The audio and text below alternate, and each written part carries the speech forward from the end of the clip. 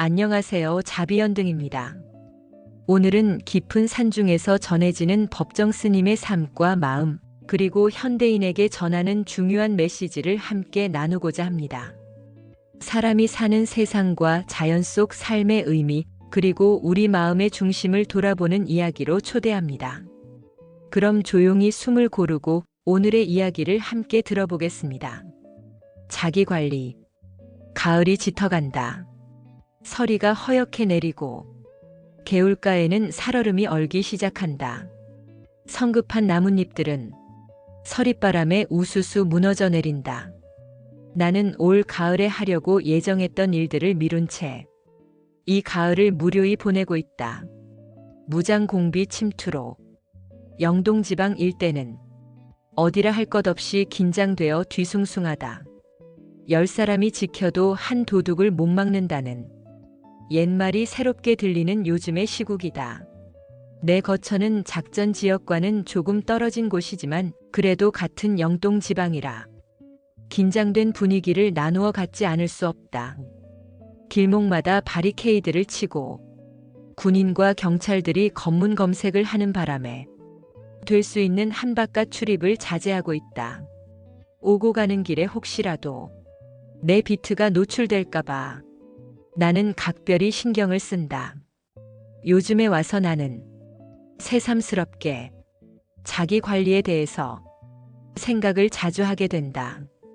우리처럼 단신으로 사는 출가 수행승의 경우 자기 자신에 대한 관리가 소홀하면 자칫 주책을 떨거나 자기 도취에 빠지기 쉽다.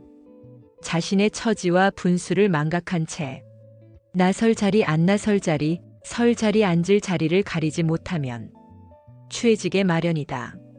더구나 세속적인 상업주의에 편승하게 되면 그의 말로는 물을 것도 없이 처량해진다. 전에 큰절에서 여럿이 어울려 살면서 나이든 노스님들의 처신을 통해 나는 많은 것을 배울 수 있었다. 이제와 돌이켜 생각해보면 긍정적이건 부정적이건 간에 그때마다 그분들은 후배들에게 깨우침을 준 선지식으로 여겨진다. 우리가 지금까지 살아온 자취를 되돌아보면 그것은 하나의 과정으로 순례의 길처럼 여겨진다.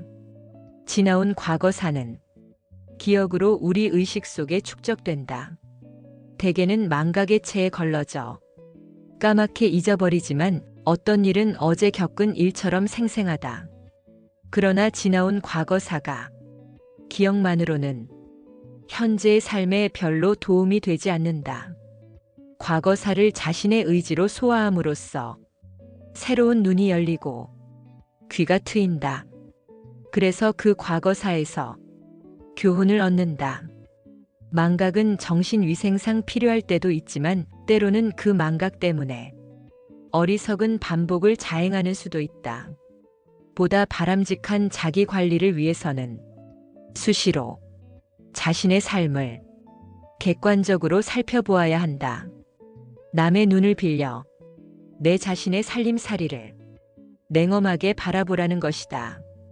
그리고 또 자기를 철저히 관리하기 위해서는 무엇보다도 자기 자신에게 정직하고 진실해야 한다. 작은 이익에 눈을 파느라고 큰 일을 놓치지 말아야 한다. 그런데 탐욕스런 사람들은 눈앞의 이해관계에만 매달려 앞을 내다보지 못한다.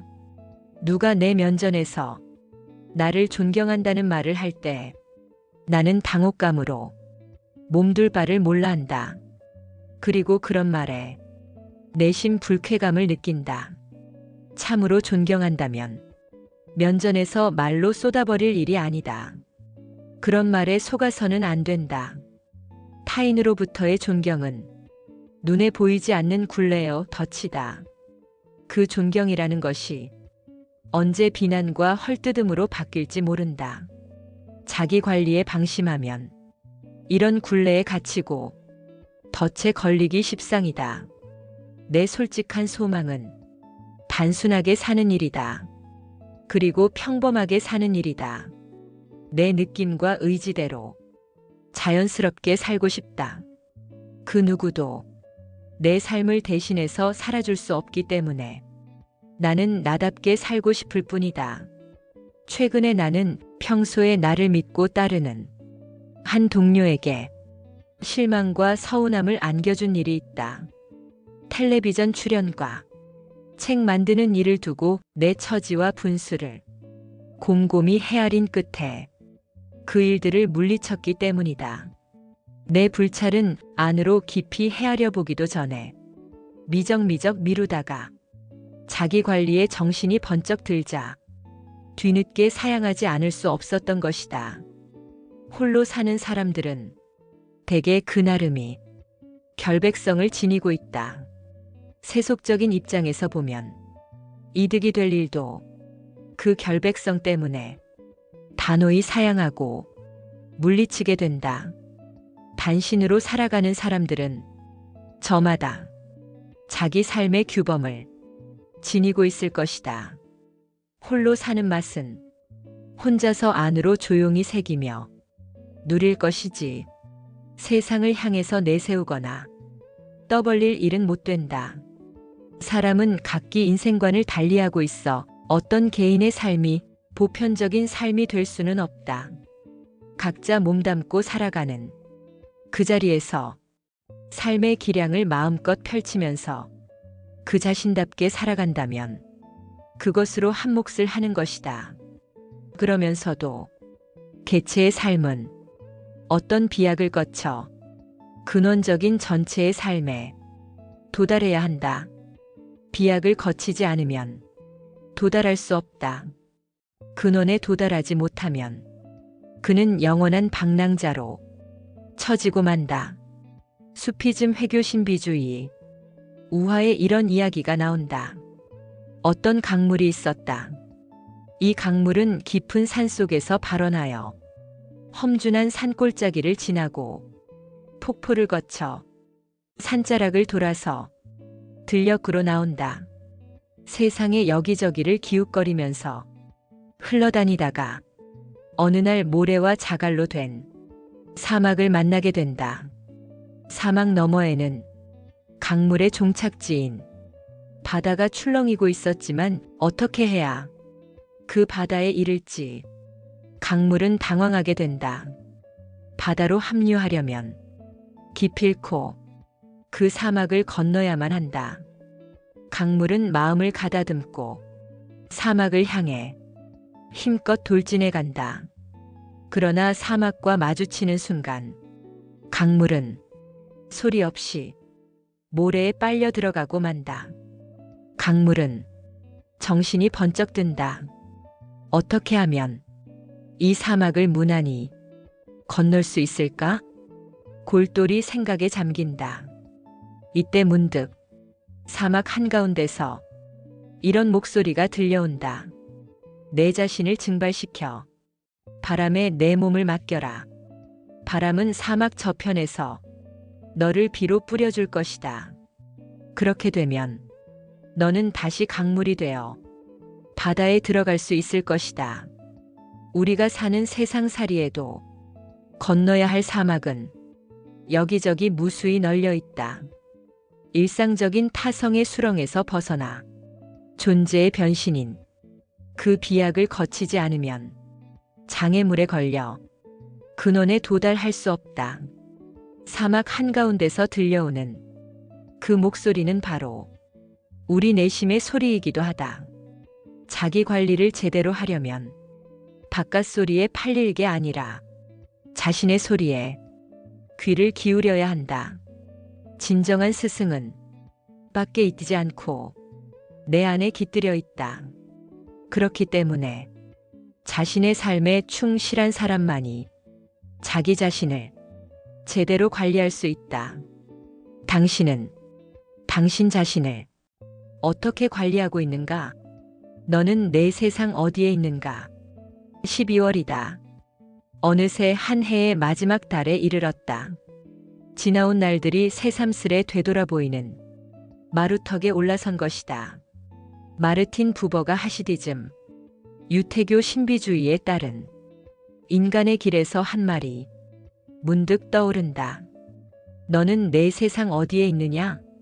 너에게 주어진 몇몇 해가 지나고 몇몇 날이 지났는데 그래 너는 내 세상 어디쯤에 와 있냐? 이 글을 눈으로만 스치고 지나치지 말고 나직한 자신의 목소리로 또박또박 자신을 향해 소리내어 읽어보라. 자기 자신에게 되묻는 이 물음을 통해서 우리는 각자 지나온 세월의 무게와 빛깔을 얼마쯤은 가늠할 수 있을 것이다. 때때로 이런 물음으로 자신의 삶을 들여다보아야 한다. 세월은 오는 것이 아니라 가는 것이란 말을 실감할 수 있는 12월이다. 금년 한 해를 어떻게 지나왔는지, 무슨 일을 하면서 어떻게 살았는지, 어떤 이웃을 만나 우리 마음을 얼마만큼 주고받았는지, 자식들에게 기울인 정성이 참으로 자식을 위한 것이었는지 혹은 내 자신을 위한 것이었는지도 살펴볼 수 있어야 한다. 안으로 살피는 일에 소홀하면 기계적인 무표정한 인간으로 굳어지기 쉽고 동물적인 속성만 덕지덕지 쌓여가면서 삶의 전체적인 리듬을 잃게 된다. 우리가 같은 생물이면서도 사람일 수 있는 것은 자신의 삶을 스스로 되돌아보면서 반성할 수 있는 그런 기능을 지니고 있기 때문이다. 다시 한번 나직한 목소리로 물어보라. 너는 내 세상 어디에 있느냐? 너에게 주어진 몇몇 해가 지나고 몇몇 날이 지났는데 그래 너는 내 세상 어디쯤에 와 있느냐? 이와 같은 물음으로 인해 우리는 저마다 마음속 깊은 곳에서 울려오는 진정한 자신의 소리를 듣게 될 것이다. 그리고 삶의 가치와 무게를 어디에 두고 살아야 할 것인지도 함께 헤아리게 될 것이다. 지난 10월 중순에 겪었던 일이다.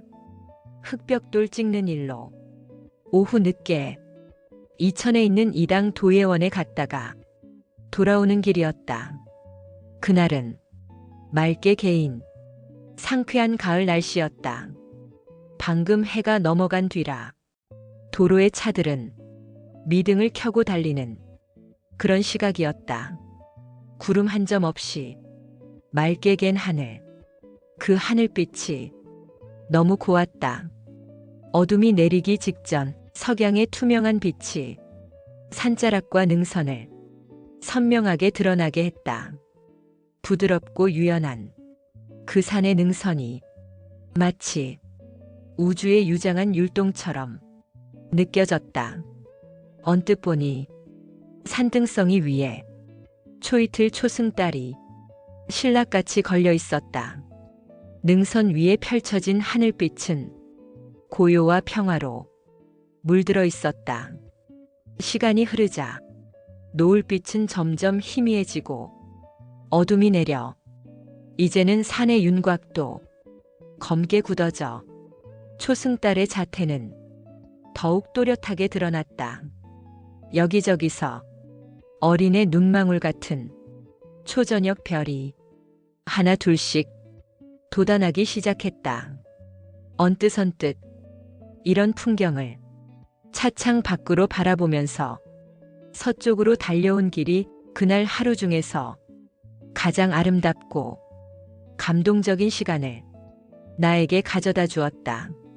자연은 이토록 아름답다. 자연은 실로 신비롭다. 주어진 이런 아름다움과 신비를 일상의 우리는 그저 무감각하게 흘려보내고 있다. 이와 같은 아름다움과 신비를, 그런 고요와 평화를 우리는 한 생애를 통해서 몇 번이나 바라보며 느낄 수 있는가?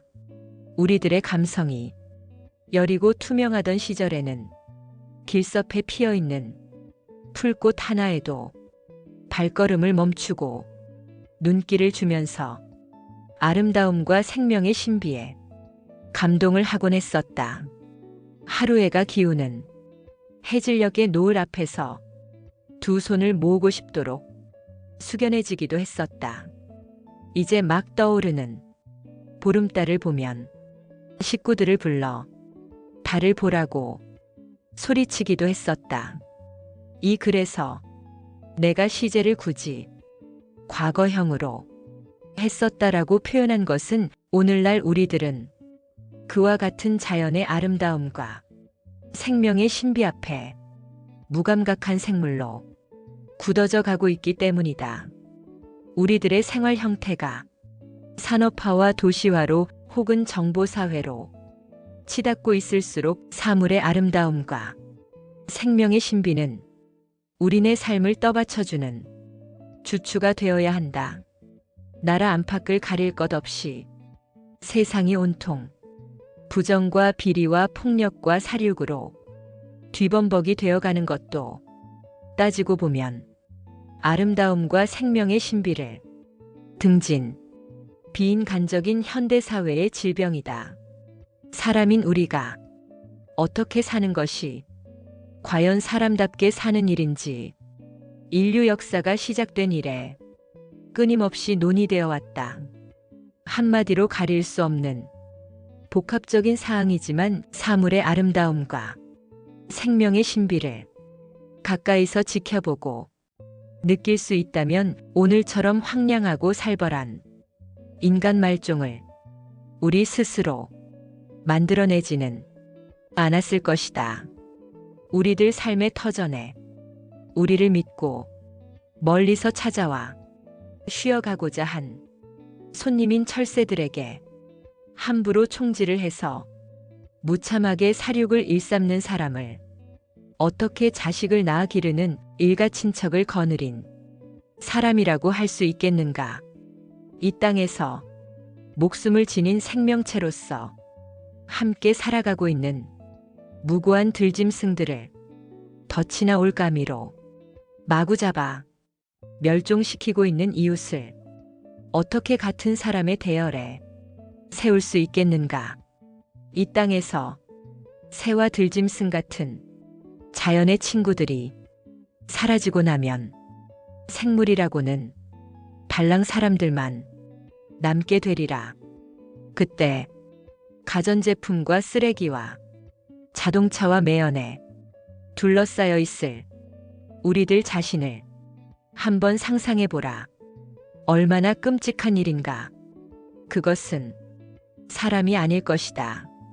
지금까지 있어왔던 생물이 아닌 괴물일 것이다.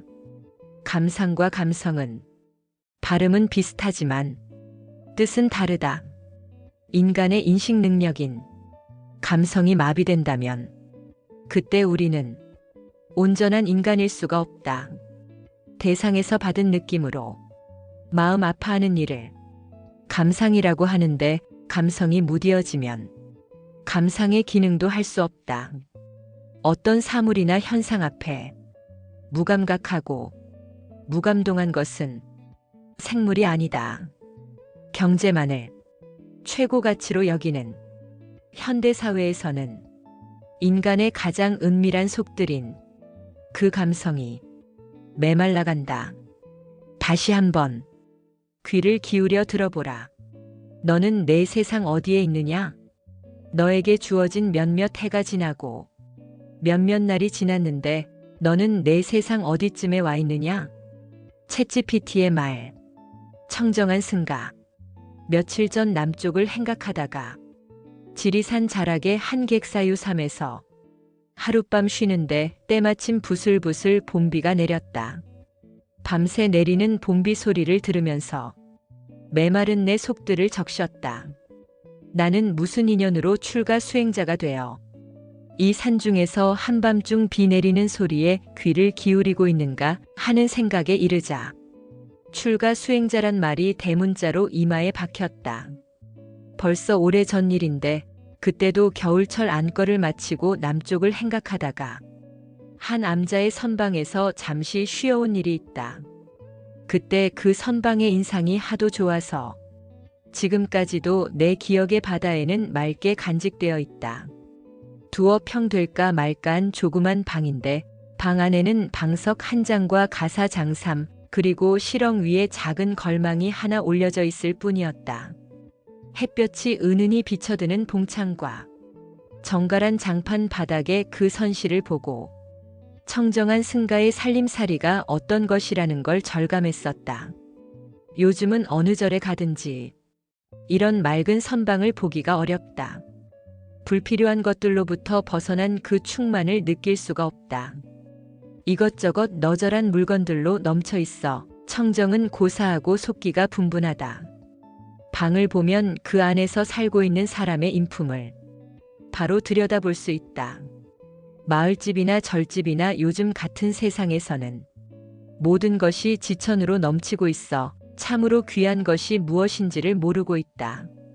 청정이 생명인 출가 수행자들에게 넘치는 물량은 편리한 도구가 아니라 커다란 장애요 도전이 아닐 수 없다. 이 물질 만능의 세태를 어떻게 극복할 것인지 수행자들에게는 새로운 과제로 부딪힌다. 출가 수행자는 무엇보다 먼저 가난해야 한다. 자신의 분수와 가난의 의미를 알아야 한다. 가난 속에서 도심이 우러난다. 가진 것이 많고 거느린 것이 많으면 출가의 뜻을 잃는다. 옛날의 수행자들은 갈아입을 옷과 바리떼밥 그릇 하나로 족할 뿐 더 이상 아무것도 가지려고 하지 않았다. 거처에 집착하지 않고 음식이나 옷을 탐하지 않았다. 오로지 자신의 마음을 밝히는 일에만 열중하였다. 물론 오늘날처럼 삶의 형태가 다양해지고 복잡해진 세상에서는 옛날과 같이 살기는 어렵다. 그렇지만 아니 그럴수록 맑음을 지키는 일은 더욱 귀하다. 늘 깨어있는 것이 출가 정신이라면 물질의 더미에서도 깨어나야 한다. 수행자에게 가난이란 맑음 그 자체다. 출가 수행자는 세속의 자로 재어 가난할수록 부자다. 모자라고 텅 빈 그 속에서 넉넉한 충만감을 누릴 수 있어야 한다. 맑은 가난으로서 출가 수행자의 모범을 보인 조주선사의 자취는 오늘의 수행자들에게 생생한 교훈이 될 것이다. 조주록에 이런 기록이 실려 있다. 스님은 120살이나 77만 8,897 살았다. 무종의 폐불 범람 불교 박해있자 산속으로 몸을 피해 나무 열매를 먹고 풀옷을 걸치면서도 수행자의 몸가짐이나 차림새를 바꾸지 않았다.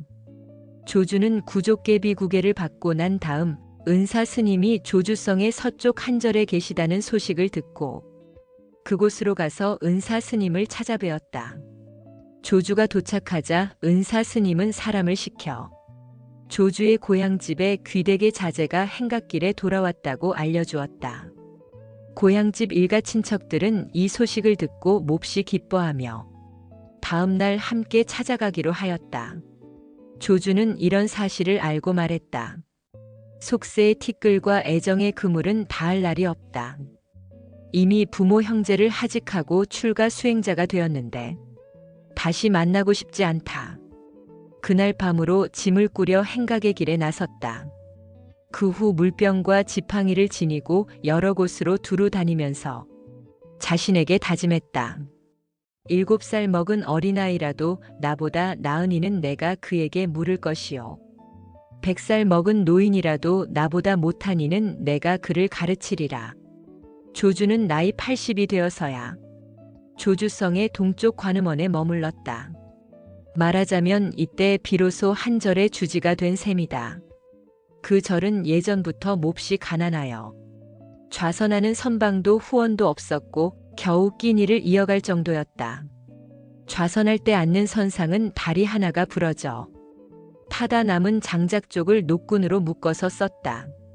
누가 새로 만들어 드리려고 하면 그때마다 허락하지 않았다. 40년 동안 가난한 그 절의 주지를 살면서도 불사를 빙자한 편지 한 통, 시주에게 보내는 일이 없었다. 한 번은 그 나라의 왕이 조주의 덕을 사모하여 금실로 화려하게 수놓은 가사를 한 벌 지어 시종을 시켜 조주에게 바쳤다. 선사는 굳이 사양하면서 받지 않으니 함께 있는 사람들이 가사가 든 상자를 조주 앞에 옮겨 놓으면서 말했다. 왕께서는 큰 스님의 불법을 위해 이 가사를 보내온 것이니 입으시기 바랍니다. 조주는 이 말을 단호하게 물리친다. 노승은 불법을 위하기 때문에 이런 가사는 입지 않습니다. 어느 날 조주는 법좌에 올라 말했다. 형제들이여, 오래 서 있지 말라. 예전에는 법문을 들을 때 앉지 않고 서서 들었다. 일이 있거든 말해볼 것이요, 일이 없거든 각자 자기 자리에 앉아 도리를 참고하는 것이 좋다. 노승은 일찍이 행각하면서 죽 먹고 밥 먹는 두 때만 잡된 마음에 팔렸을 뿐 별달리 마음을 쓸 곳이 없었다. 만약 이와 같지 못하다면 출가란 매우 먼 일이 될 것이다. 한승려가 조주에게 물었다. 무엇이 한마디입니까? 그 한마디만 붙들고 있으면 그대는 늙어 빠지고 만다. 조주는 이어서 말했다. 만약 한평생 총림수도 도량을 떠나지 않고 5년이고 10년이고 말을 하지 않아도 그대를 보고 벙어리라고 부르지 않는다면 부처님도 그대를 어쩌지 못할 것이다. 내 말을 믿지 못하겠거든 내 목을 베어라. 조주는 임종의 자리에서 제자들에게 말했다. 내가 세상을 뜨고 나면 태워버리되 사리 같은 걸 주우려고 하지 말라. 선승의 제자는 세속 사람들과는 달라야 한다. 더군다나 이 몸뚱이는 헛것인데 무슨 사리를 챙긴단 말인가. 이런 짓은 당치 않다. 이래서 청정한 승가의 지극한 마음으로 귀의합니다. 라고 우리는 절을 한다. 바람 부는 세상에서 지난밤 이 산골짜기에는 거센 바람이 불어댔다. 잠을 제대로 이룰 수 없도록 바람이 휘몰아쳤다. 아침에 일어나 나가보니 여기저기 나뭇가지들이 어지럽게 흩어져 있고 창문을 가렸던 비닐이 갈기갈기 뜯겨나가 있었다.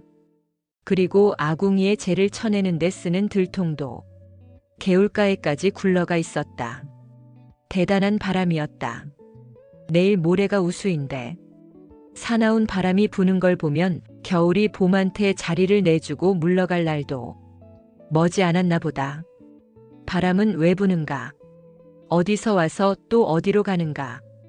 기압의 변화로 인해서 일어나는 대기의 흐름인 바람은 움직임으로써 살아있는 기능을 한다. 움직임이 없으면 그건 바람일 수 없다. 움직이는 것이 어디 바람뿐이겠는가? 살아있는 모든 것은 그 나름으로 움직이고 흐른다. 강물이 흐르고 바다가 출렁이는 것도 살아있기 때문이다. 묵묵히 서 있는 나무들도 움직이면서 안으로 끊임없이 수액을 돌게 한다. 해가 뜨고 지는 거나 달이 찼다가 기우는 것도 해와 달이 살아있어 그런 작용을 한다. 우주의 호흡과 같은 이런 움직임과 흐름이 없다면 사람 또한 살아갈 수 없다. 이 세상에서 멈추거나 고정되어 있는 것은 아무것도 없다. 멈춤과 고정됨은 곧 죽음을 뜻한다. 그러니 살아가고자 한다면 그 움직임과 흐름을 거부하지 말고 받아들여야 한다. 모든 것은 변화를 거치면서 살아 움직이고 있다. 하나의 극에서 다른 극으로 움직이면서 변화한다. 이런 변화와 움직임을 통해서 새롭고 신선한 삶을 이룰 수 있다. 요즘 우리 사회는 마치 벌집을 쑤셔놓은 것처럼 시끄럽고 요란하다. 거액의 대출을 둘러싼 비리와 부정이 우리 사회에서 처음 일어난 일처럼 야단스럽다.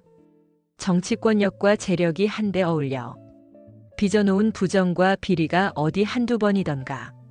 문민정부가 들어선 이래 뭔가 그전과는 좀 달라질 것을 기대했던 시민들은 달라지기는 고사하고 갈수록 태산인 그 혼미 앞에 크게 실망하고 분노하지 않을 수 없다. 믿었던 도끼에 발을 찍히는 배신감마저 느껴야 한다. 국가기관과 정치인들에 대한 불신과 환멸 또한 새삼스러울 것도 없지만 그 정도가 이제는 극에 달한 듯 싶다. 우리는 요 몇 해 사이를 두고 끊임없이 이런 비리와 부정 앞에 국민적인 긍지와 나라의 체면을 여지없이 짓밟혀왔다. 그런데 더욱 통탄스러운 것은 이와 같은 비리와 부정 앞에 아무도 책임질 사람이 없는 기이한 현실이다. 모두가 그건 너 바로 너 때문이야 라고만 발뺌을 하고 있다. 책임질 사람이 없는 사회에 우리가 몸담아 살아가고 있다는 것은 얼마나 허망하고 위태로운 삶인가. 한때 경제적인 고도 성장을 구가하면서 선진국 대열에 끼어들겠다고 세계 인류 국가를 이루겠다고 벼르고 장담하던 국가적인 의욕과 국민적인 희망은 1997년 2월 현재 그것이 허구임이 드러나고 말았다. 그것은 우리들 자신의 실체를 잘못 인식하고 떠들어댄 정치꾼들의 분홍빛 선전에 지나지 않은 허세였다. 이런 현실 앞에서 우리는 어떻게 처신하며 살아야 할 것인가 스스로 묻지 않을 수 없는 상황이다. 모든 것은 되어진 것이 아니라 되어가는 과정 속에 있다. 이미 이루어진 것이 아니라 앞으로 이루어지려는 그 과정이다. 이 말이 진실이라면 그 어떤 비극적인 상황 아래서라도 우리는 절망하거나 낙담하지 말아야 한다. 죽음에 이르는 병이 따로 있는 것이 아니라 절망이 곧 우리를 죽음에 이르게 한다. 사업을 하는 사람이건 안 하는 사람이건 가릴 것 없이 요즘 입만 열었다 하면 모두가 하나같이 불경기와 불황을 이야기한다. 그러면서 울적하고 어두운 표정들을 짓는다. 그렇다고 해서 인간의 모든 영역이 불경기이고 불황이라고만 할 수 있을까? 경제적인 현상이 곧 인간의 전체적인 생활 현상과 동일한 것일 수 있을까? 인간 생활에는 경제적인 현상만이 아니라 문화적인 현상과 정신적인 현상, 이 밖에도 경제 외적인 현상이 다양하게 있다. 앞서 살다 간 우리 선인들은 경제 외적인 현상을 통해서 넉넉지 않았던 경제적인 현상을 무난히 극복하면서 사람답게 살 줄을 알았다.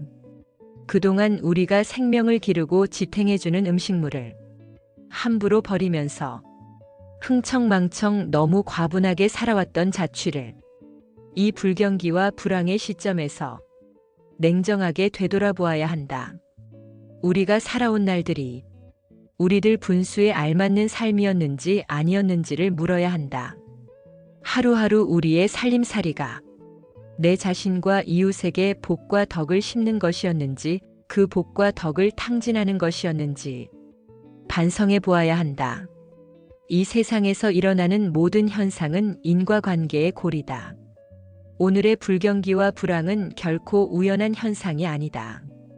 우리 사회의 비리와 부정, 혼란과 혼미는 외부 세계에서 주어진 짐이 아니라 바로 우리들 자신이 순간순간 뿌려서 거둔 열매다.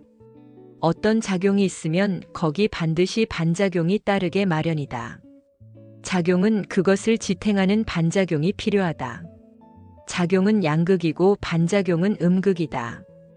이 두 가지가 다 필요하다. 쇠붙이인 비행기가 공중을 날아가는 것은 거기 공기에 반작용 저항이 있기 때문이다.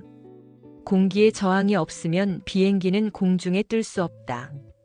새들이 공중을 나는 것도 물고기가 물에서 헤엄을 치는 것도 이런 현상이다.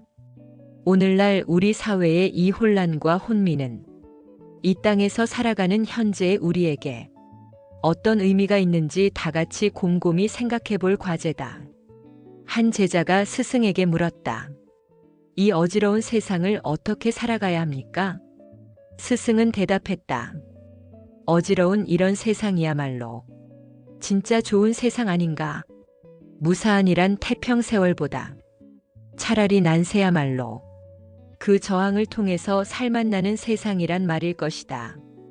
세계 인류 국가를 이루겠다는 허황하고 촌스런 꿈을 꾸기 전에 그 사회 구성원이 상처받지 않고 활기차게 길을 펴고 살 수 있도록 염원해야 한다.